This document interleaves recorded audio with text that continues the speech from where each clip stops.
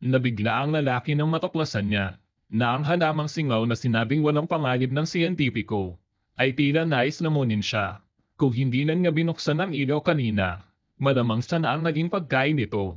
Umuha si Hank ng isang pirasong sample bilang guro ng biyolohiya ng kanyang patayin ng ilaw.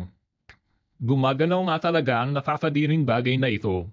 Bumalik ang oras sa 15 taon na ang nakalipas. Nang unang dumating ang itim na halamang singaw na ito sa bayan. Hindi napansin ng siyentipiko ang anumang kakaiba, at nasanay na rin ng mga tao na mamuhay kasama nito. Samantala si Hank ay isang manlalaro ng football na may malaking kinabukasan. May pera at atensyon mula sa magagandang babae. Pero sa gabing iyon ng laban, isang kumpo ng itim na halamang singaw ang di niya namalayang kumapit sa kanyang bukong-bukom. Ang matinding pagbangga ang nagwakas sa kanyang karera sa sport, at ang mas masakit pa, si Stacy ay napalapit naman sa kaibigan niya, at nagkaroon pa sila agad ng anak. Buti na lang at naging guro ng biyolohiya si Hank. Kahit papaano ay maayos pa rin ang buhay, pero kamakailan ay lumipat sa klase niya ang anak ni Stacy na si Grace. At halatang walang makas ng dugong at tiyan sa itsura nito.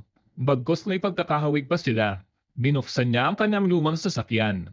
At ang larawan nila ng dating kasintahan ay nakatago pa rin sa salamin. Umuwi si Hank ng punong-puno ng bigat ng loob. At dito nagsimula ang tagpo sa umpisa Sabado ng gabi. Kailangan pa niyang magtrabaho sa bar na minana niya mula sa ama. Ngunit ng gabing iyon, isang kakaibang lalaki ang pumasok sa bar. Laglaga si Hank ng whiskey at ininom niya ito agad. Pero sa susunod na sandali ay isinukan niya lahat. Agad tumawag si Hank sa ospital at sa oras na iyon, tumapit ang isang itim na pusa sa kanya. At bigla siyang naglabas ng tila mga galamay. Natila tatagetin si Hank. Mabilis itong iniwasan ni Hank. At ginamit niya ang lahat ng lakas upang ibagsak ang nakasabit na sungay ng USA. At sa kanya tinarak ng madiin sa katawan nito. Ngunit hindi man lang nagdulot ng anumang pinsala, malapit nang umatake ang nilalang. Kaya sa sobrang taranta ay itinaas ni Hank ang karatula.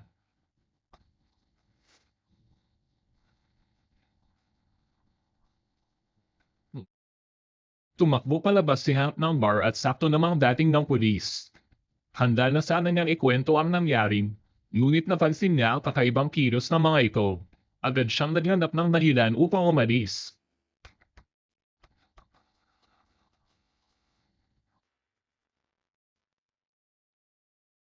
Tumayo ang pulis sa tabi ng sasakyan niya at sabik na nagsabi na ang mapasukan ay isang kahanga-hangang karanasan, at inimbitahan po siyang sumama sa kanila, pero hindi ito pinansin ni Hank.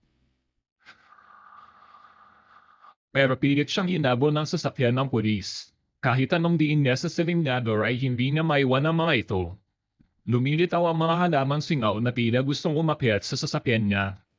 Agad niyang isinara ang bintana, pero sa isang iglap, isang baka na inangkin ng halamang-halamang singaw ang bumungad sa kanya.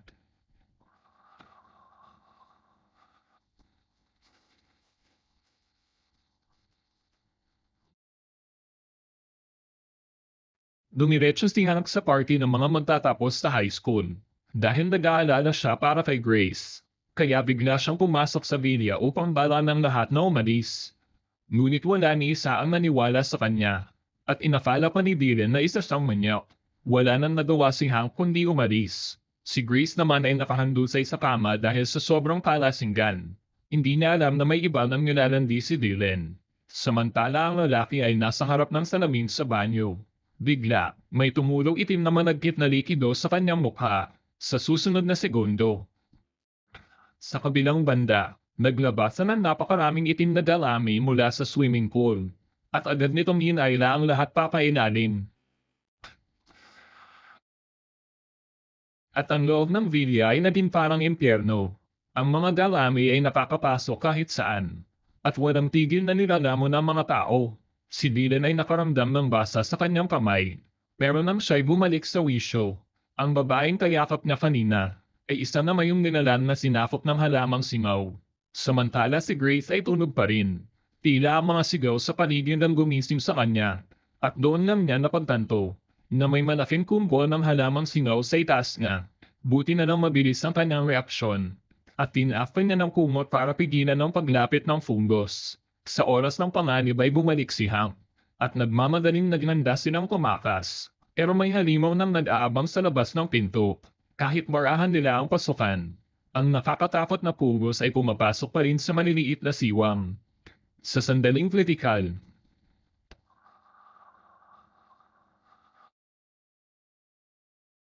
dumating na ang mga sundalo upang hawakan ang sitwasyon, at dinala nila ang lahat sa isang supermarket. Doon ipinaliwanag nila na sa nakalipas na 15 taon, ang fungus ay nasa tulog na kalagayan, at kamakailan lang ito muling naging aktibo. Inaasahang aabutin pa ng 5 taon bago sila muling tumigil. Sa panahong ito, kailangang isara ang lahat ng bintana at pinto, at umaasa na lang sila sa sariling kapalaran. Pero ang mga taong mahal ang kalayaan, ay inakalang isa lamang itong pagkanan ng pamahalaan. Kinaumagahan pagsikat ng araw, muling naging tahimik ang lahat. Nilinis ng mga tao ang fungus sa lansangan, at ipinagpatuloy ang pang-araw-araw na buhay. Kahit dumami ang mga nawawala, pero ang nakapagtataka, ang mga taong nasa Niben kagabi, ay nagising ding isa-isa. Nais nang lumayas ni Hank sa bayan iyon, pero nang bumalik siya sa bar, nakita niyang naroon ang matagal nang yumao ng ama. Noong inilibing daw ito noon, ang katawan nito ay inangkin na pala ng fungus. At saka sinabi ng ama, na ang mga fungus na ito ay mukhang nakakatakot, subalit sila ang nag-aayos ng mundo. Kayanin ang buhayin muli ang mga namatay, at kayanin itong kunin ang buhay ng tao. Kung nga naisin ni Hank, maaari pa niyang padalingin agad ang nabubulok na binti nito. Iniunat ng ama ang kanyang palad, na para bang nag-aalok ng pakikipagkasundo. Hindi ang binti ko ang sira.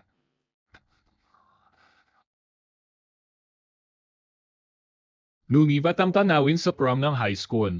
Hinanap ni Hank si Stacy, upang tanungin kung si Grace ba ay tunay niyang anak, ngunit matapos makuha ang sagot na hindi.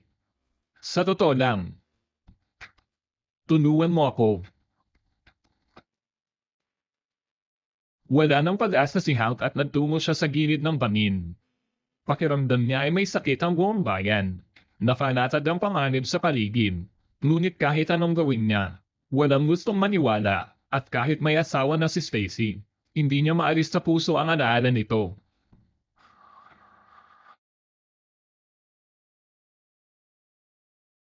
Marahil binigyan siya ng pagkakataon ng langit upang magpatuloy. Ngunit biglang, nagsimulang mamatay ang mga ilaw ng buong bayan. Maliwanag na nagsimula na ang panibagong pag-atake ng fungus. Naisip ni Hank na ngayong gabi ang prom, at naroon si Grace. Hindi siya maaaring mag-aksaya ng oras. At agad siyang bumalik sa bahay kahit hirap na hirap, at hinanap ang lahat ng ultraviolet lamp. Isinabit niya ang mga ito sa kanyang katawan. Ngunit biglang, napansin niya ang asawa ni Stacy. Ang lalaking nakaagaw ng puso ng kasintahan niya ay uminto sa gilid ng kalsada.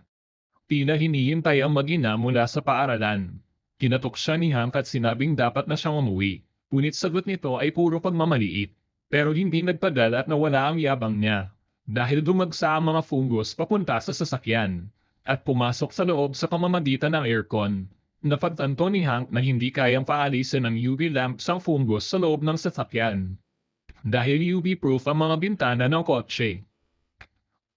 Nang maramdaman niyang mamamatay na siya ay dali-daling nagsalita, na si Grace sa totoo ay, ano raw ang sinabi mo tungkol kay Grace? Samantala, inumpisahan ng fungus ang pag-atake sa mga estudyante, at napuno ng sigawan ang lugar. Si Grace naman ay dinala ni Dylan sa isang liblib na silid. At tila naramdaman niyang may kakaiba sa kasintahan. Bago ka pa lang sana ang bibig ni Grace upang tumanggi. Ngunit marahas siyang hinailan ito sa braso. Sa oras ng panganib ay sumugod si Hank, at ibinunyag ang tunay na katauhan ni Dylan. Sa kanya sinubukang dalhin si Grace palayo, ngunit napalibutan na ng fungus ang elevator. Kaya nagtago sila sa kalapit na laboratorio.